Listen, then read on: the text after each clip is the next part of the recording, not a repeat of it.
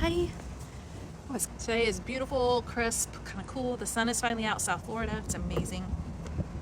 Blessed day. Always much to be grateful for, right? Enough about me. I wanted to offer you a word of encouragement. Theme lately has been really about peace, and I do love talking about peace because a lot of my testimony comes from the lack of peace for years and years with insecurity and anxieties, and God brought me through a really big season.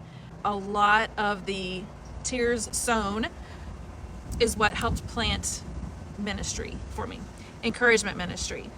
That is my heart, is to stir your heart towards the Lord, fan the flames of courage and confidence and peace and joy for you, that you too will be brave and courageous as you seek his heart and follow in his steps. That's where a lot of the heart for wanting to show up and be an encourager is, because I needed it back in the day. And I recognize how important it is that you have people in your life that speak life over you and give hope. I am not a drama, I'm not a drama mama. I prefer peace, and I live my life with boundaries to guard that peace the best that I can, that I am able to. I crave peace. I need peace. And if there's a choice, wouldn't everybody, don't you choose peace? We choose joy. It's a cute saying. We choose joy. I absolutely choose peace, because if I don't have peace, I don't have joy. So I need the peace so that joy and everything else can come. The word of encouragement that I have for you in that cultivating peace is also consistency, being open to consistency, but also resilience as you are working out that consistency. 2 people in my family have been struggling with this cough that just will not go away. And as I was sharing the consistency about what the protocol would be to try, it's really about getting ahead of a thing and staying on top of it so that it doesn't become a bigger situation to then have to handle. Which we kind of talked about that yesterday, how when life and circumstances can really pile up and the weight gets you further and further down in the pit, the further you sink down in the pit, or the other story even, it's all starting to tie together. I'm seeing the breadcrumbs. The deeper we fell into the snow, the harder it was to get out of the snow. And so the deeper that we get sunk into a thing, the harder it is to navigate our way out of a thing.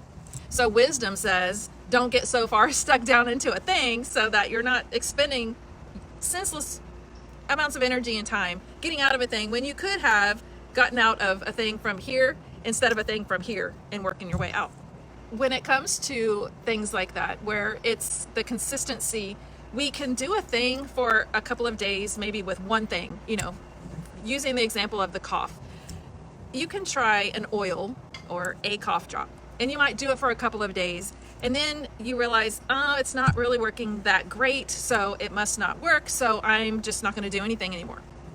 Instead of saying, well, let me try another oil or another type of cough drop or another supplement and see if that works. Addressing it at this level and being consistent and persistent at it will keep it at this level versus choosing to quit and then falling further and further down into a downward spiral. It's the same thing with your spiritual life. It's the same thing with your physical life, emotional life, anything that breeds such a culture of it's looking for like the one solution. Like, here's the one pill, here's the one oil, here's the one solution, here's the one friend, here's the one protocol. Like, there's just one way to do a thing. There's not one way to do anything. There's one way to, salvation. There's that. Jesus is the way, the life, the truth. There's one way for that. There is one. So Jesus is the way. Okay, so other than that, so if you're looking to release the inflammation in your body, if you're looking to lose weight, is it just eating one superfood? No. Is it just doing one exercise? No. Is it just getting the 8 hours of sleep that you need or taking the one supplement? No. It's all of these things. And even in those things, there's a variety of things that you have to figure out that work for you and where you're at in your body. It's also true with us emotionally. So same with, we're talking about having peace. Is it just breathing exercises? I remember when I was having the anxiety attacks and I was just overcome panic anxiety attack. I went to Google, and Google's like, it's the breathing. Get a bag, breathe in the bag. okay, I mean, you're desperate enough to do anything. Breathing in and out of a paper bag, and it's telling you how to do the different breaths. You can look up all the different things. Then I was like, well, that didn't work. So then it says do tapping. So then I try to do some of the little tappy taps. That didn't work. So then I was like, okay, well, what other options are there? So that became the whole crazy cycle system. Really system. It's a crazy cycle, but it's a crazy cycle of a system of do this and then try this and do this versus looking for ways to incorporate it all together and or give it enough time to do its work. Actually, I found what worked for me for specifically that, but it also changes, it changed over time, and it just took time to keep consistent and persistent at pursuing the peace, which was my outcome goal. This will be true for you too, for if you're looking for a weight loss goal or a lab result goal or some other physical goal. I know for me, another example, I have a frozen shoulder. Well, I had frozen shoulder from a car accident, from a torn, I had we found out we had two small rotator cuff tears in my right shoulder. It froze, and it was frozen for a year, and then it took like a year to thaw out. And let me tell you what, if you've ever had frozen shoulder, the zingers take your breath away. They are so painful. And just this last year, so I'm going on almost a year, my left shoulder all of a sudden just started freezing. And I recognized the signs immediately because I've already been there once. So I already had the wisdom and the knowledge of when I felt the first or two little twinge down my bicep right here, I was like, oh no, we're not. I didn't even know what frozen shoulder was. I thought I dislocated my shoulder. When I was going back to the PT I thought I dislocated my shoulder. I couldn't move it. It was super painful to touch, and the zingers just were incredible. And so I thought, okay, well, that's what it is. So I didn't know. And I dealt with that for a couple of weeks before I had my follow-up appointment anyway. And then, he checks and he's like, oh, hi, you have frozen shoulder. So then rabbit hole, figure out what frozen shoulder is, and then do whatever I could to get it to thaw out. But at that point, it was already solid frozen, and I also didn't know what I was doing. So I had to try a whole bunch of different things. So this process of the learning took a long time. Last year, this was spring break last year of 24, I felt the first thing, and I was like, oh, okay, so what did we learn that worked for this one that I know in wisdom I can try to apply to this one and either prevent it or minimize the suffering from it.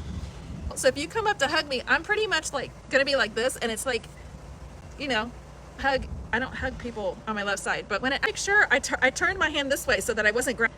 I immediately started doing all the things that I knew would be beneficial from things that I learned on this side to stay ahead of this side. The cupping on there, that was fantastic. If you have frozen shoulder, get the little cupping things, the massage gun. And then I was doing weekly chiro on top of that. I think I had one or two zingers, and that was it. Getting a lot better. I still have restriction, unfortunately. You can learn in your wisdom from other people in their experiences, but really it's being resilient in your own consistency of doing a thing to find what results are going to work for you. And don't quit or give up. You have an outcome toward a thing, or the Lord has called you to a thing.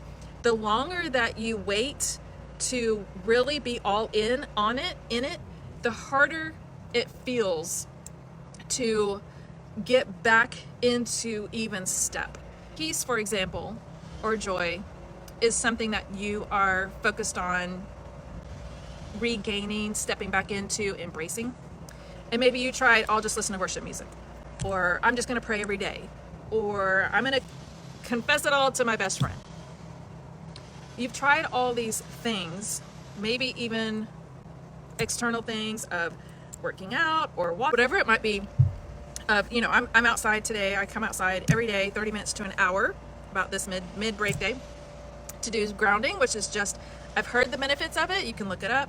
I'm not a grounding guru of any sort, but I found the benefits of being outside, which I love being outside anyway, and it just helps me reset my body, mind, and spirit. It's all these things, but they work in unison. And again, you have to find what works for you. Going to the gym and doing a big hard workout, I've had a season for that where that felt great.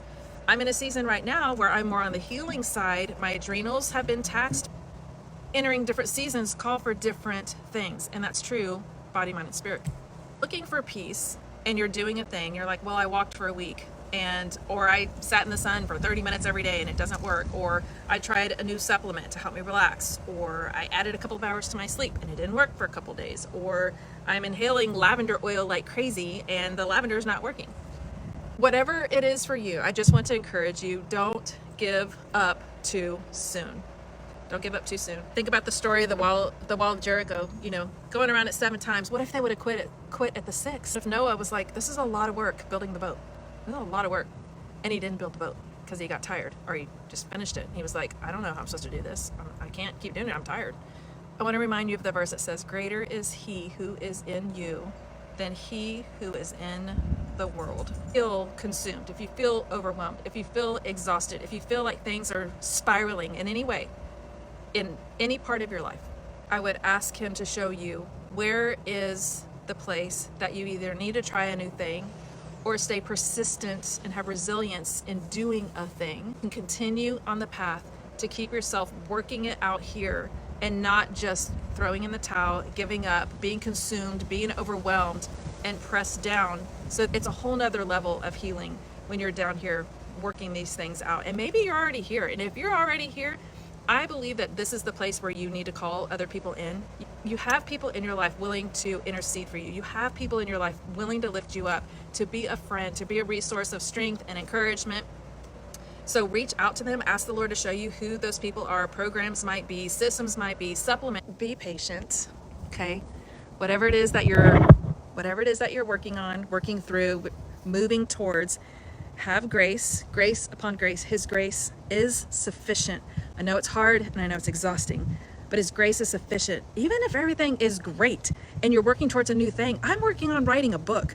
That's not a struggle as in a bad thing, but the persistence and the resilience to take those deep breaths and just be all in and surrender into it, that does take focus. It does take courage. It does take confidence. It does take resilience to not get weary in doing the things. I think that's what the enemy wants us to do. He busies us with our thoughts and with our bodies so that we grow weary. And thank God, our God never grows weary. Isn't that an amazing thing? Okay. I hope this was a word of encouragement for you. Just a little midday check-in to see how you're doing, see where you're at. And if you've gotten off track from this morning, it's okay. This is the halfway point for your day. Deep breaths, look at your calendar, check your thoughts, check your heart, check yourself physically. How you doing with your water? Have you gotten in your supplements? Have you checked in with a friend? Community is huge. I'm glad that you're here, that you can stop in and say hi. This can be a little online community source for you. Online friend. I'm happy and honored to be your online friend. So I hope you have a great rest of the day. Stand firm, have grace upon grace. His grace is sufficient. Be patient, stand firm, don't be afraid.